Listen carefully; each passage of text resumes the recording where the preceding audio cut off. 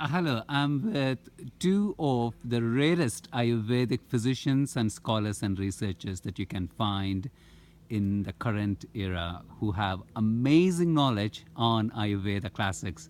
So, one is Dr. Ram Manohar, who is the Director of Research Ayurveda, University of Amritsar, a very cutting edge private university in India, and Astavaidian Dr. Narayanan Nambi. For those who don't know who is an Astavaidian, it's a little bit like the royal family of Ayurveda, that you're born into it and the entire lineage would have practiced Ayurveda. So I'm really pleased that here in Germany I have the opportunity to ask these two scholars why they think both of them actually have memorized the whole of Astanga Hridaya, as far as I know, and Astanga Hridaya Sutrasthana.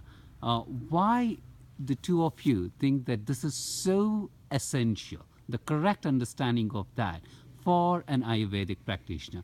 Let me start with Dr. Ram Manohar. Yeah, I mean, the Ashtanga Hridaya is a special text by itself because it was composed at a time when Ayurvedic knowledge had got scattered into many, many textbooks, and it was very difficult for people to get into the essence of this knowledge. And also, it was composed at a time when it was very difficult for people to, read the classical textbooks. So the Ashtanga Hridaya is important because, as the name says, it's like the heart of Ashtanga Ayurveda. The heart is the place where the essence of the digested food is received and then distributed.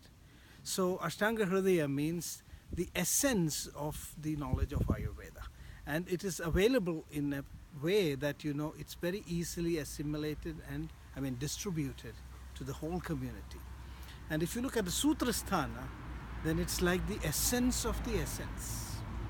In Ayurveda, when we teach the knowledge, it's like sowing a seed and then growing it.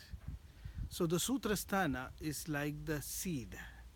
The text itself says, Atrartha Sutrita Sukshmaha Pratanyante Sarvada. Sutrana means to make it, compact and brief. And also it means, Sutra means interconnectedness. In Ayurveda, every concept is interconnected to the other. And the Sutrasthana presents that in a seed form. And the rest of the text is only an expansion. Just like a seed grows into the whole plant, the Sutrasthana develops and grows into the whole textbook. So if you study the Sutrasthana, it's like planting the seed of the knowledge of Ayurveda in your mind. And once it is planted there, it has to grow through your manana. And so it was also mentioned in tradition that if you study the first 14 chapters of Sutrasthana, it's as good as becoming a Vaidya. It's almost like saying that, if you put the seed in a very fertile soil, then you already have the tree because it will grow and then you will get the fruit.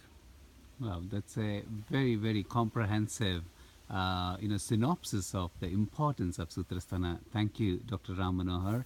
I'm now going to talk to Astavaidian Dr. Narayan Nambi. He's very young, but he is extremely knowledgeable and experienced. Dr. Nambi, why do you think Astanga Hridaya Sutrasthana is important for a good Ayurvedic practitioner? This is one of such book in Ayurveda which is written with a pre-plan, with such a systematic methodology, so that we be connected from first shloka to the last shloka. The basic beauty of Ashtanga Hridayam is that they are highly interconnected from beginning to the end, and it is well constructed and easy to be remembered. So Ashtanga Hridayam is like a holy Gita, like it can be Karastham, that means that you can have handbook of Ayurveda, and later on you can be Kandastham, it can be taught, spoken through the voice, and later on it be Hridistham, to part of your heart. That means a repeated reading, it unlocks so many possibilities. when I was young child, my father was reading Astanga Hridayam, and even few years before, still he was reading Astanga Hridayam. So I asked father, why are you reading the same book you are already by hearted? So he told me that book is not changing, I am changing. This means that every time when we read a classical textbook, if it is properly written, there are possibility that we can go deeper and deeper, and it will help us to know the inner meaning in a given context. So there are so many examples which we can quote in a in a context where we can utilize this knowledge in that given situation. For example, there is a shloka called Brahma Muhurte Uttishtet. There's a first shloka in the second chapter. So in a Dinacharya they say you have to wake up in Brahma Muhurta. So from an Indian context we say, based on the space and time, you have to wake up before sunrise, at least half of the yama of the sunrise, like that. But how does we translate this knowledge into some country where sun rises much earlier, sun sets so? So the second meaning, there are another meaning, that Brahma Muhurta is the time where our body is in the purest form. In the purest form in the sense, what and all the food we have digested is properly digested. What and all the thoughts we had in the previous day has properly digested. Jirna Jirnan. That means we have had all the undigested thing of the past is completed, and we are a fresh new person. So that is Brahma Muhurta. So that is another meaning. The third meaning is the Brahma Muhurte Uttishte. So you have to be awakened to a spiritual awakening.